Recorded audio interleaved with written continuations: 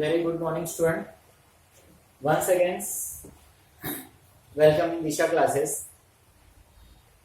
11th commerce के student, पहले मैं आपको आपके सब्जेक्ट से थोड़ा सा इंट्रोड्यूस कर दूं। सबसे पहले तो आप सब लोगों को एक बड़ा सा all the best. You are going to start your new journey in commerce. तो जैसे लास्ट लेक्चर में स्टूडेंट मैंने पहले ही क्लियर किया कि on first day you keep in mind your goal and targets. आपने गोल डिसाइड करना है, टारगेट डिसाइड करना है, and then you start your journey. तो उससे आपका जर्नी इजी होगा और डेफिनेटली आप अपने लाइफ में कहीं ना कहीं पहुंचोगे and you complete your goal and targets. तो वंस अगेन एक बड़े से क्लैप के साथ वेलकम इन दिशा क्लासेस। अब एज अ कॉमर्स स्टूडेंट अभी कुछ आपको सब्जेक्ट से फैमिलियर करा दूं एंड देन वी स्टार्ट। अब ये दो सब्जेक्ट स्टूडेंट आपके लिए कॉमन, ऑलरेडी आप स्कूल में भी ये सब्जेक्ट से फैमिलियर हो। इंग्लिश HM जो मैंने लिखा है एक्चुअल में मदर टंग आपका हिंदी हो सकता है, मराठी हो सकता है, तेलुगु हो सकता है, जो जिसका मदर टंग्स रहेगा और कॉलेज में जिस तरीके से सब्जेक्ट की अवेलेबिलिटी रहेगी। तो एक तो इंग्लिश आपको कंपलसरी लेना है, यहाँ पर आपका एक मदर टंग। देन एक सब्जेक्ट स्टूडेंट आपको OC मिलेगा, OCM लिखा है, organisation of commerce and management, books keeping, जो हम आज स्टार्ट करने वाले हैं। इस सब्जेक्ट में स्टूडेंट ऑप्शन है you take the SP, you take the maths, और कितनी जगह पे स्टूडेंट IT सब्जेक्ट रहता है। तो वो कॉलेज के ऊपर थोड़ा सा डिपेंड करता है किस कॉलेज में क्या है, और उसके हिसाब से स्टूडेंट यहाँ पर ये तीनों में से मोस्टली एक सब्जेक्ट चूज करता है, और ये इकोनॉमिक्स। तो ऑलमोस्ट पूरे महाराष्ट्र में आप जाओगे तो मोर और लेस यही सब्जेक्ट आपको मिलेगा, जिसमें से फर्स्ट दो सब्जेक्ट से स्टूडेंट आप फैमिलियर हो, और ये बाकी के जो सब्जेक्ट हैं एज अ कॉमर्स स्टूडेंट आपके लिए ये सब्जेक्ट्स न्यू रहेंगे। जिसमें से स्टूडेंट अगर प्रैक्टिकल की बात करूं तो BK आपका एक प्रैक्टिकल, और ये आपका मैथ्स अगर आप लेते हो तो वो आपका प्रैक्टिकल होगा। जिस किसी स्टूडेंट को मैथ्स डिफिकल्ट लगता है उसके बदले में वो SP ले लेता है, किसी किसी कॉलेज में IT ले लेते हैं, एटसेट्रा। और एक आपका इकोनॉमिक्स, ये भी कंप्लीट थ्योरी है और ये भी इजी सब्जेक्ट। तो स्टूडेंट ये आपका सब्जेक्ट हुआ, and today we are going to start BK। Student as a commerce student no doubt ये जितने सब्जेक्ट मैंने इंट्रोड्यूस किए ऑल सब्जेक्ट्स आर इंपॉर्टेंट, हर सब्जेक्ट का अपना अपना इंपॉर्टेंस है। बट अगर इन सारे सब्जेक्ट्स में मैं कंपेयर करूं तो टू बी फ्रैंक स्टूडेंट आपके लिए BK काफी ज्यादा इंपॉर्टेंट सब्जेक्ट होगा एज अ कॉमर्स स्टूडेंट। क्योंकि अगर आप फ्यूचर्स में, जैसे अगर मैं ये बोलूं कि जो मैंने आफ्टर द 12th आपका करियर क्या होगा उसमें इंट्रोड्यूस किया, तो उसमें भी जो मैंने CA बताया, CS बताया, ICW बताया, ये सब भी देखोगे तो वहां पर भी अकाउंट्स का काफी, CS में तो कम, बट CA और ICW में बुक्स कीपिंग का, अकाउंट्स का काफी ज्यादा इंपॉर्टेंस है। अगर आप प्लेन बीकॉम करके बाहर निकलते हो तो आप फ्यूचर में जाकर कहीं जॉब ढूंढोगे तो मोस्टली एज अ अकाउंटेंट्स का आप जॉब ढूंढोगे। तो once again I repeat, all subject are important, but अगर मैं कंपेयर करूं तो उसमें BK आपको थोड़ा इंपॉर्टेंस ज्यादा देना होगा। BK है, मैथ्स है, या कोई भी XYZ प्रैक्टिकल सब्जेक्ट है स्टूडेंट, मैं हमेशा यही सजेस्ट करता हूं कि आप कभी उसको बाहर मत करो। आप बाहर करोगे ना स्टूडेंट, हमेशा इनकम्प्लीट स्टडी रहेगा और आपको ज्यादा हार्डवर्क करके रिटर्न्स कम मिलेगा। Day to day weightage content बढ़ता जाएगा, जो आपको बाहर करना डिफिकल्ट लगने लगेगा, और वहां पर फिर स्टूडेंट के लिए स्टडी डिफिकल्ट, और स्टूडेंट वहां से ड्रॉप करना स्टार्ट करता है। आपके साथ ऐसा ना हो, आप ये ना करो। इसके लिए काइंडली रिक्वेस्ट कि whenever you start any subject, whether theory whether practical, सबसे पहले उस सब्जेक्ट को पढ़ते क्यों है। चैप्टर स्टार्ट करते हो तो चैप्टर्स पढ़ते क्यों है, उसकी मीनिंग क्या है, रियल लाइफ में वो कहां पर है, इन चीजों को और वर्ड टू वर्ड समझ के पढ़ने की कोशिश करो ना स्टूडेंट, तो चीजें आपके लिए थोड़ी सी क्या हो जाएंगी, इजी हो जाएंगी, लॉन्ग लास्टिंग होगा। उसको ध्यान में रखना आपके लिए ज्यादा क्या होगा, इजी होगा। तो स्टूडेंट हम लोग यहाँ पे जो सब्जेक्ट स्टार्ट कर रहे हैं, ये सब्जेक्ट यहाँ पर है introduction to books keeping and accountancy. जैसे मैंने बताने के लिए बताया कि बुक्स कीपिंग बीके आपका प्रैक्टिकल सब्जेक्ट है।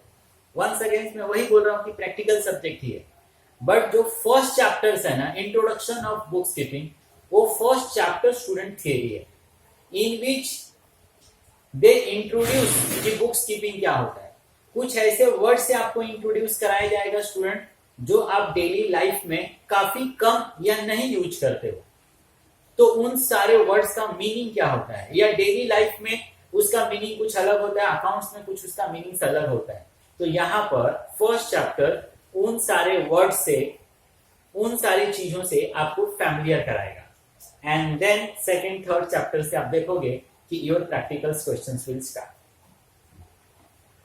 आप आगे देखोगे कि जो एग्जाम्स है, एग्जाम्स में थ्योरी नहीं आता है, इस चैप्टर से लिटिल बिट आपको थ्योरी वो लोग पूछेंगे, बट जब आपका फर्स्ट हाफ सेमेस्टर होगा या उसके बाद से एग्जाम्स या 12th-13th की बात करो, तो वहां पर थ्योरीज आपको उतना ज्यादा इंपॉर्टेंट नहीं है। सिर्फ एक नॉलेज के लिए आपको ध्यान में रखना है कि इस चैप्टर में ऐसा होता है, या इस चैप्टर में ऐसा है, या इसका ये मतलब है, ऐसा।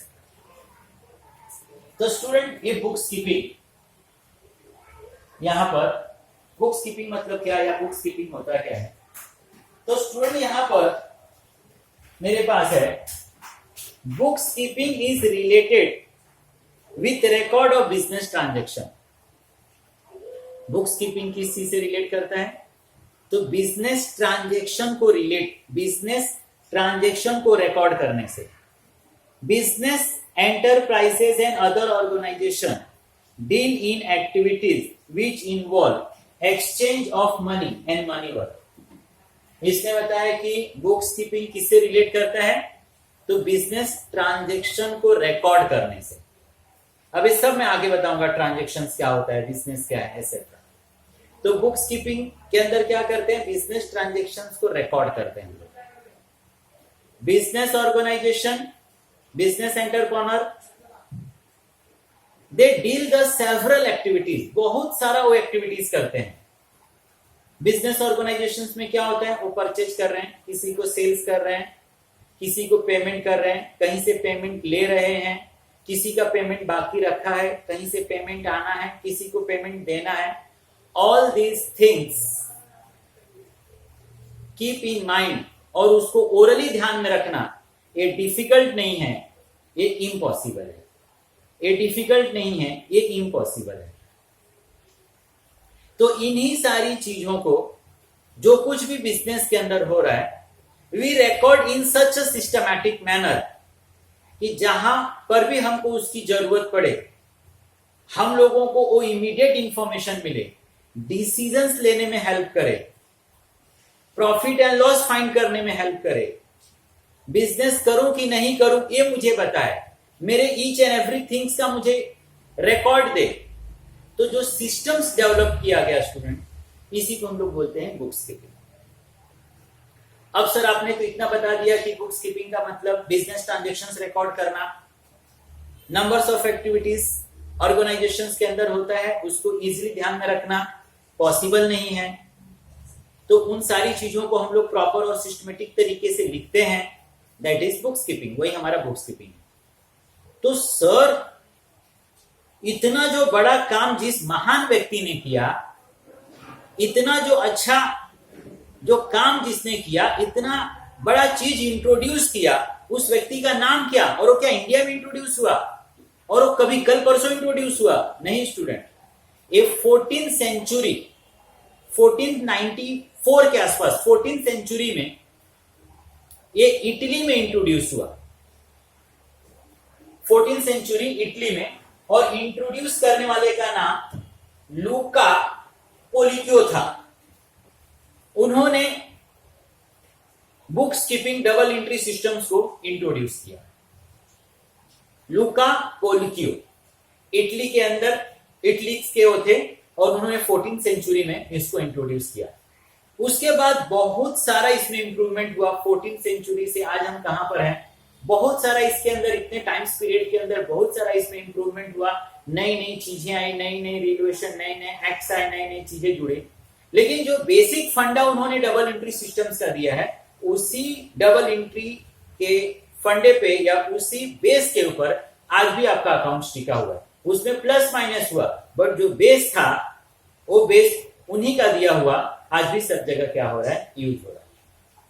सर उनका नाम डिफिकल्ट है, अरे हमको नाम में क्या रखना है, उस महान व्यक्ति ने आपको इतना बड़ा चीज दिया ना, ये हमारे लिए क्या है, इंपॉर्टेंट है। ठीक है, तो ये आपका बुक कीपिंग, इटली में इंट्रोड्यूस, ये सारी चीजें आपको exam point of view important नहीं है, सिर्फ मैंने आपका एक क्वेरी दूर किया कि अरे इतना अच्छा चीज किसी ने इंट्रोड्यूस किया तो एटलीस्ट मेरे कानों पर उसका नाम तो सुनाई दे, इसके लिए जस्ट उनका नाम और वो कहाँ के थे, कहाँ इंट्रोड्यूस हुआ, वो मैंने बताया। तो अब स्टूडेंट यहां पर मैंने लिखा है मीनिंग और objects of book keeping. Student ये क्वेश्चंस में एक तरह से बोलूं exam point of view importance है। मोस्टली कॉलेजेस में जो फर्स्ट टेस्ट होता है, यूनिट टेस्ट, उसमें आप देखोगे कि एग्जामिनर इस क्वेश्चंस को वहां पर देता है। मैंने बताया कि फर्स्ट चैप्टर से है जहां से थ्योरी आने वाला है, अदरवाइज फिर उसके बाद से थ्योरी पार्ट्स ओवर हो जाएगा।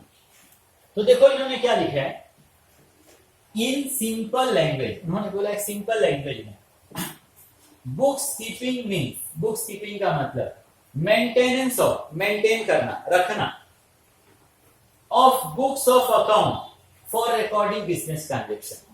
मतलब इन्होंने काफी सिंपल लैंग्वेज में क्या बताया, books keeping means maintaining books of account, इस तरीके से एक अकाउंट, इस तरीके से अकाउंट्स का बुक रखना।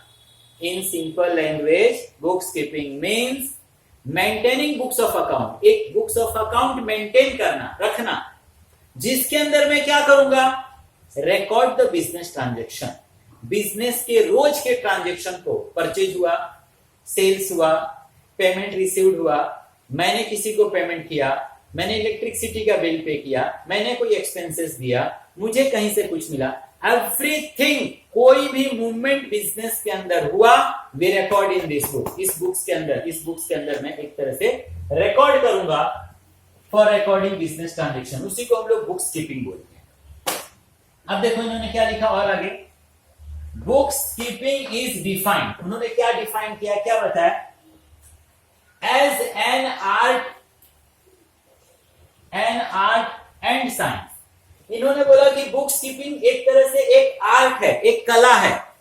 जिस तरीके से आप किसी कलाकार को देखते हो, एक पेंटर को देखते हो, एक आर्टिस्ट को देखते हो, या इस किसी भी तरीके के कलाकार को देखते हो, एक सिंगर को देखते हो, तो आप एक पेंटर को अगर एग्जांपल में लूं तो आप कभी कभी देखते हो, अगर पेंटिंग का नॉलेज होगा तो कितने सारे इंफॉर्मेशन को एक छोटे से पेज के ऊपर पिक्चर के थ्रू वो क्या कर देता है, आपको बता देता है, आपको एक मैसेज पास करता है, जो शायद मैं नंबर्स ऑफ पेजेस पर लिखकर समझा ना पाऊं लोगों को, या नंबर्स ऑफ पेजेस पर लिखकर भी वो मेरी बात खत्म ना हो, एक छोटे से पेपर पे उस चीज को क्या कर देता है, खत्म कर देता है।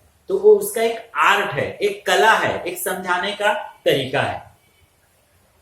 इन्होंने बुक्स कीपिंग को उसी से कंपेयर किया कि books keeping is art, books keeping भी एक तरह से क्या है, आर्ट है।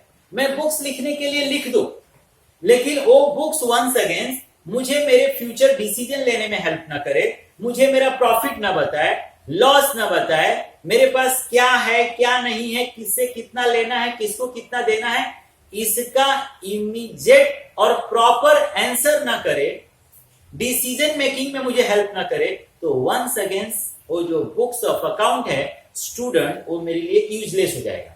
तो इन्होंने क्या बताया कि books keeping is defined as an art, ये बुक्स कीपिंग एक आर्ट है, एक कला है, एंड साइंस फॉर रिकॉर्डिंग। अब साइंस से भी क्यों कंपेयर किया, अब साइंस में देखते हो क्या होता है, तो साइंस में आप देखते हो कि वहां पर proper rules and regulations follow होता है। साइंस क्या करता है, अजम्पशन बेसिस पे नहीं चलता है, साइंस रूल्स एंड रेगुलेशंस पे ही चलता है, उसी के ऊपर उसके मेजरमेंट होते हैं, उसके ऊपर उसके रिजल्ट्स डिसाइड होते हैं। तो इन्होंने बताया कि books keeping is an art, एक तो आर्ट है, एक कलाकार की तरह एक कला है बुक्स कीपिंग लिखना, और सेम टाइम ये साइंस भी है। अब साइंस इन्होंने क्यों बताया, क्योंकि बुक्स कीपिंग लिखते समय भी a person who right the books keeping strictly they follow the rules and regulation. अब आगे चलेंगे हम लोग तो उसके ऊपर पूरा एक हम चैप्टर्स पढ़ने वाले हैं, प्रिंसिपल ऑफ बुक्स कीपिंग। तो पूरा आप उसके ऊपर बुक्स कीपिंग का प्रिंसिपल पढ़ोगे, रूल्स एंड रेगुलेशंस पढ़ोगे, जिसको गोल्डन रूल्स बोलते हैं। Every time every transaction we follow that rules, उस रूल्स को फॉलो करके ही हम ट्रांजेक्शंस रिकॉर्ड करते हैं। अगर मैं उस रूल को फॉलो ना करूं तो मैं कोई भी ट्रांजेक्शन प्रॉपर रिकॉर्ड नहीं कर पाऊंगा। मुझे प्रॉपर मेरे बिजनेस का प्रॉफिट लॉस, मेरे फ्यूचर्स डिसीजंस मालूम नहीं पड़ पाएंगे, मेरा बिजनेस शायद हेवी लॉस कर देगा। तो every time a person who right the books keeping, every transaction they must follow the rules, वो रूल्स को फॉलो करता है। जिस तरीके से साइंस रूल को फॉलो करता है, इसी तरीके से इन्होंने बताया कि a person who right the books keeping, वो बंदा भी रूल्स को फॉलो करता है। इसके लिए उन्होंने बताया कि साइंस है of recording day to day financial transaction. अब बुक्स कीपिंग के अंदर हम लोग करते क्या है, फाइनेंशियल ट्रांजेक्शन को, मनी और मनी वर्थ से रिलेटेड जो ट्रांजेक्शन है उन्हीं को रिकॉर्ड करते हैं in a separate books of account. यहां पर अलग से पर्टेनिंग बिजनेस, बिजनेस को चलाने के लिए फिर हम लोग एक अलग से बुक्स ऑफ अकाउंट्स में सारी चीजों को रिकॉर्ड करते हैं।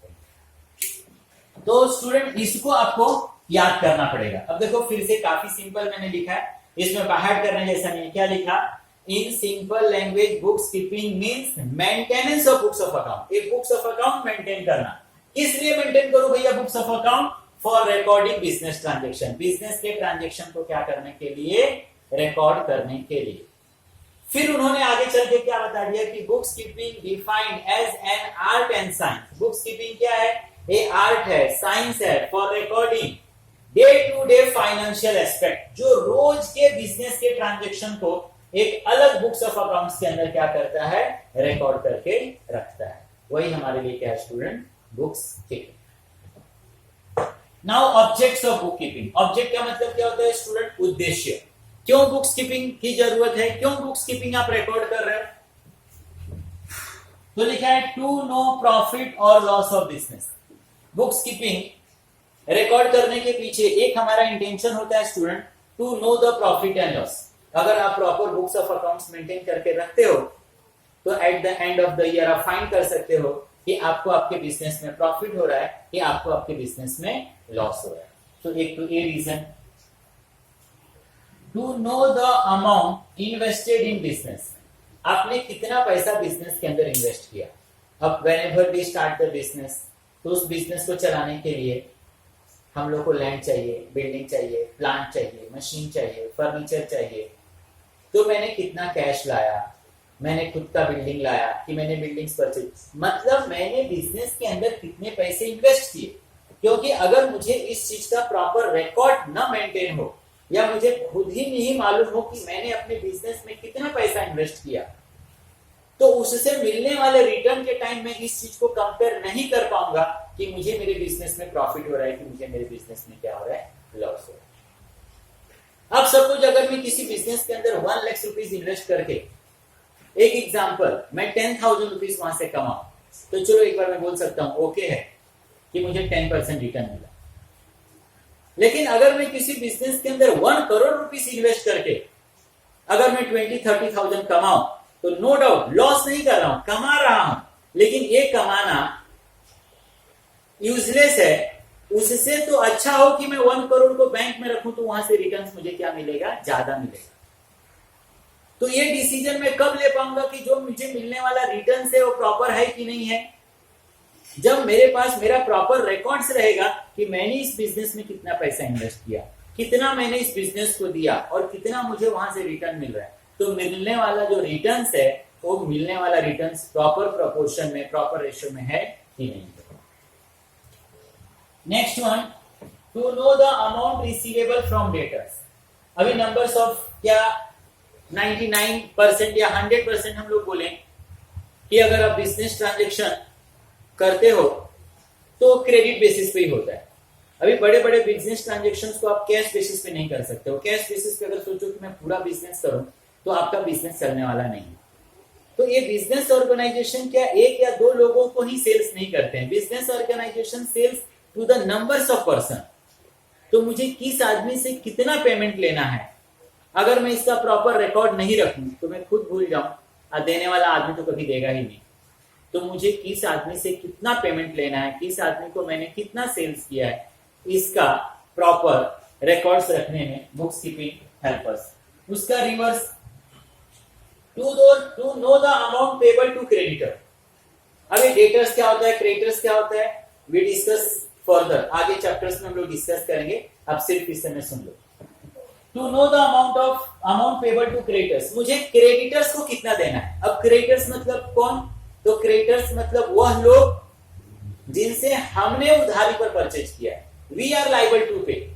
तो अगर हम उसका प्रॉपर रिकॉर्ड ना रखें, because we purchase from numbers of person, अगर हम प्रॉपर उसका रिकॉर्ड ना रखें, खुद हम भूल जाएं, अभी फ्यूचर में चल के हम बोले कि नहीं आपको 10,000 देना है, सामने वाला बोले कि नहीं 20,000 देना है, अगर हमारे पास कोई रिकॉर्ड्स नहीं रहेगा तो डेफिनेटली डिस्प्यूट्स होगा, और उस डिस्प्यूट्स का कहीं ना कहीं इंपैक्ट एक स्मूथ फ्लोइंग बिजनेस के ऊपर पड़ेगा। तो इस तरीके का कोई इशू ना हो, कोई प्रॉब्लम्स ना हो, तो वी रिकॉर्ड कि किस आदमी से कितना पैसा लेना है, किस पर्सन को कितना पैसा देना है।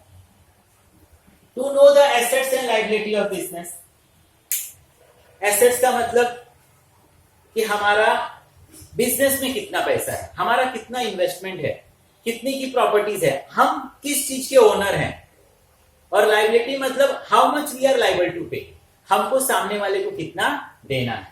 इसका प्रॉपर रिकॉर्ड्स रखने में बुक्स कीपिंग हम लोगों को हेल्प करते हैं। To know the income and expense of the business. अब कोई भी बिजनेस जो अपना प्रॉफिट और लॉस निकालता है, प्रॉफिट आप कैसे निकालते हो, इनकम माइनस एक्सपेंसेस।